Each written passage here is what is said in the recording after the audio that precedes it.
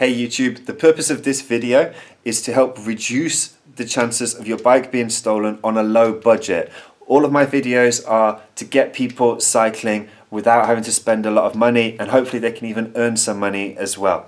So how do you do it? Well, I see a lot of focus on locks by Abus and Kryptonite for 120 euros that have got this function and that grade. It's completely missing the point. One super lock is not going to keep you on the road. You need two locks. Both of them have to secure one of the wheels each, and one of them has to lock the bike to an immovable object.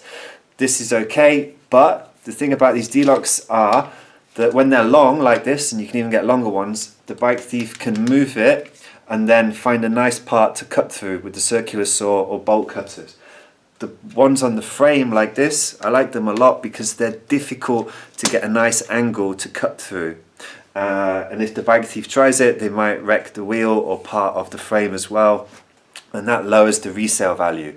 So when a bike thief sees two locks, it disincentivizes them because they know they're going to have to spend more time than a bike with one lock. It makes your bike look less an appealing target. Other things you can do: leave your bike in a public area, leave your bike outside somewhere with a security camera pointing at it.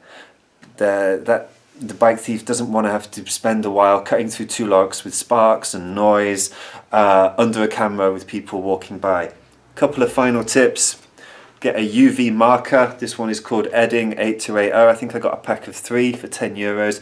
Write down your national ID number or your date of birth somewhere under the frame where people aren't going to know it's there, but when you report it to the police you can add that and it will help them track it. Lastly, underneath, in between the wheels, there is a serial number of the bike that's engraved deep into the frame. Write that down as well.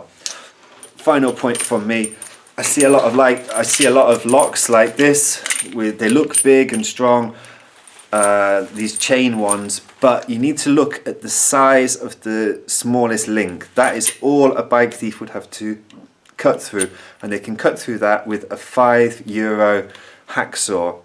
So overall it might look big and strong, but if it's about the size of the smallest link, which is important.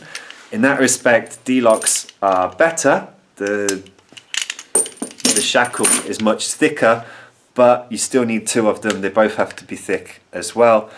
And that's about it. So I hope that's helpful. If so, give me a thumbs up. If you're interested in the second-hand bike market and making money from it, check out my link below. There's an ebook for about €3 which should pay itself off in no time.